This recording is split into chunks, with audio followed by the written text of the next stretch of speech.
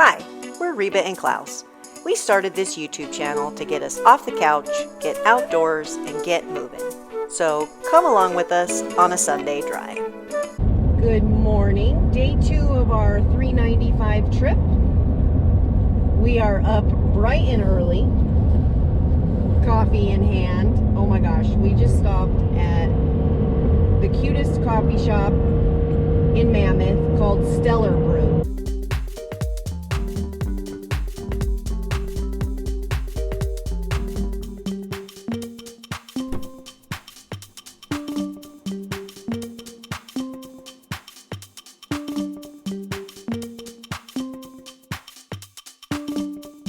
So if you are ever in Mammoth, hit them up. They have huge breakfast sandwiches already made to grab and go, and delicious coffee, which if you've watched our videos, you know we love coffee. Coffee is essential. Coffee is essential, especially when you're up at 5:30 in the morning. And now we are on the road for day 2.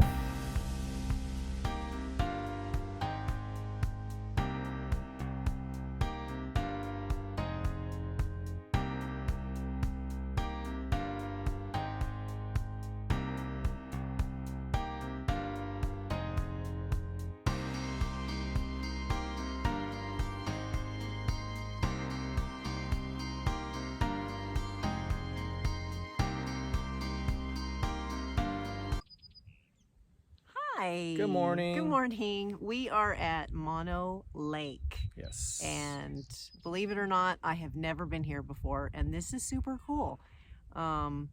Yesterday we did the Fossil Falls, and that was a unique landscape, and this is like a completely different unique landscape. Yeah, it's really neat. Get a little bit of a panoramic. Yep. There and then back.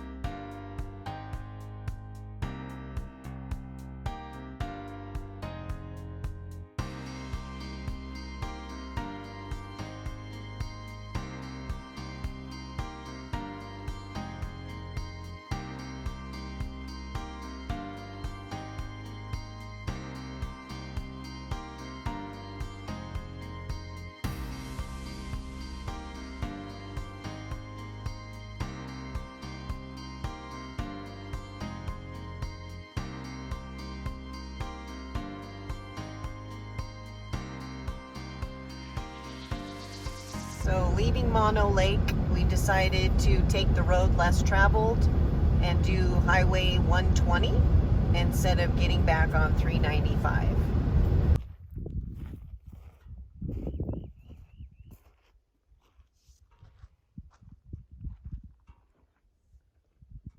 Over 11,000 people of Japanese ancestry were confined at Manzanar during World War II. You can drive a 3-mile tour road to see numerous Japanese gardens, the cemetery, and historic orchards. Feel free to explore the site on foot.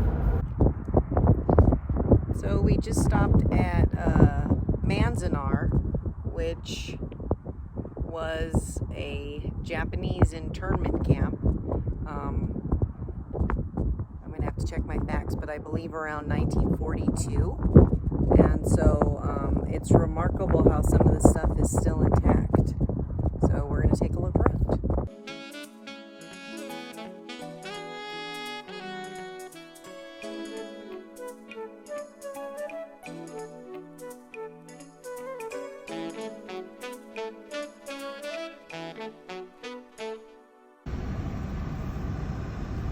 So these are some of the barracks, and Klaus was reading that all of these houses are just papered. Tar paper. Tar paper on the outside. Which is a huge fire hazard. Which we just stopped at the fire station, and they said they had a lot of fires. Okay, so this is block 14.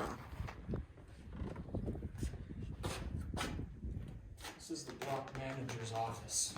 Oh, okay. So I guess each block, had someone who was in charge? yes.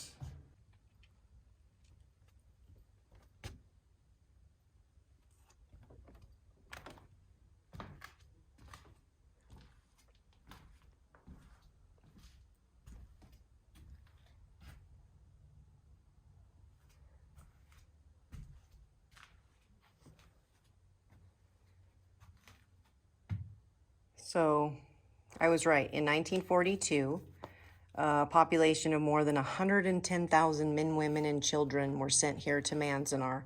Some of them were legal United States citizens, and some of them were not. And this looks like this is the first stop when they got here.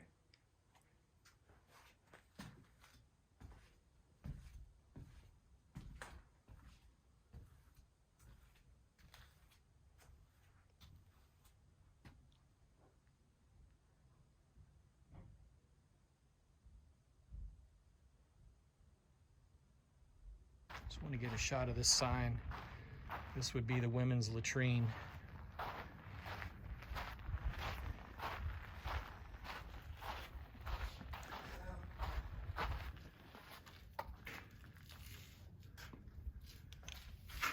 Talk about no privacy. Okay, so we've got obviously the wash sink. Said the fire department finally installed fire extinguishers in every single building because they had over 100 fires at this Manzanar facility over the period it was operating. Yep, my time in the military, that brings back memories because that's the way it was for us. You literally sit down and you've got people sitting right next to you taking care of your business.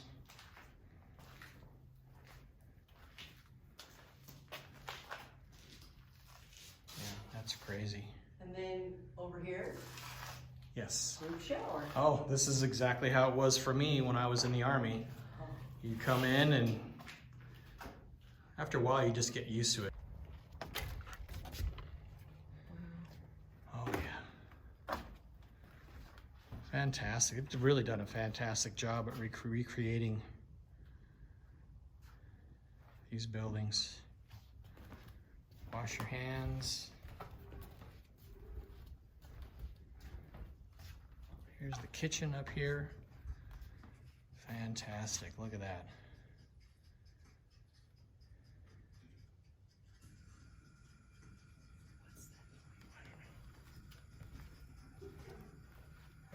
Boiled mutton, wieners, sauerkraut. Hey, I'm into sauerkraut. Liver and onions. I used to have liver, onions, and sauerkraut. Remember that, Mom? And something called slop suey. And the seating. Hey, Gabe will be interested in this. Yes. They sometimes hosted traditional Japanese ceremonies. Okay. And they made their own mochi cakes. And Gabriel likes to eat those. Mochi cakes? Ice cream. Yeah. Making mochi. Yep. Yeah, we'll get a close-up of that.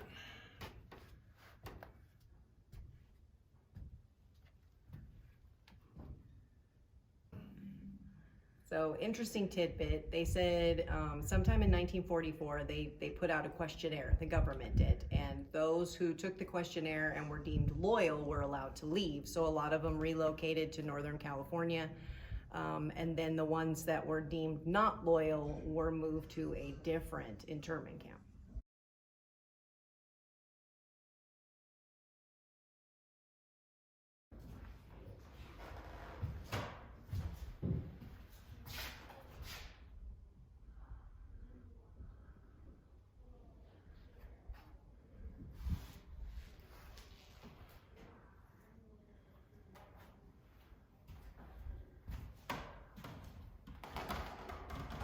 Oh, I remember this in kindergarten. Nap time.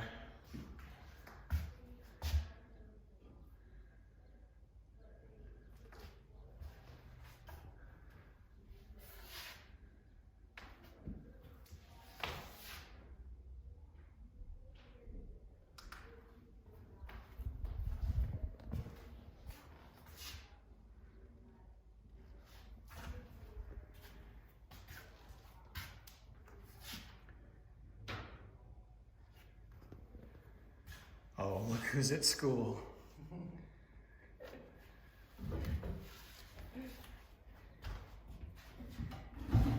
You know, I think it's fair to say that our intention is not to show everything, but give you enough of a taste that you might decide to come out and check it out yourself.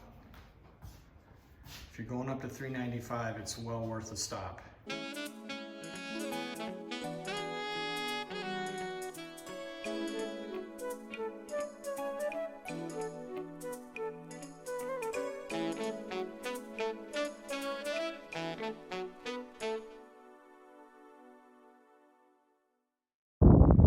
So we're standing inside the Manzanar Cemetery. This monument behind us is to those that passed away while they were here. The one story that really struck me was I was in one of the barracks. They had family barracks for families, could all be together in one section.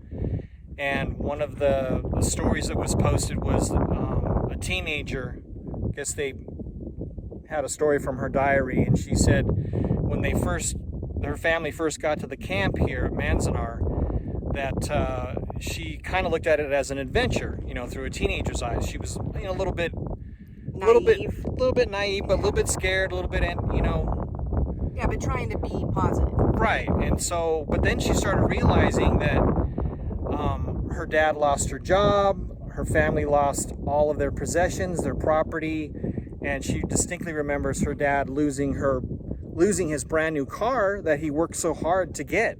So all of these things were taken away from them, and then they were put in this camp. So, I mean, the stories go a lot deeper. So it was really fascinating because I was like, well, what happened to them? They literally just plucked them up from wherever they were at. Right. And, you know, and put them all here. And then, like you said, they would have to take a questionnaire to determine their loyalty to the U.S. Right, and then they could leave, but they left with nothing. With nothing. It wasn't like they held everything in lieu of them.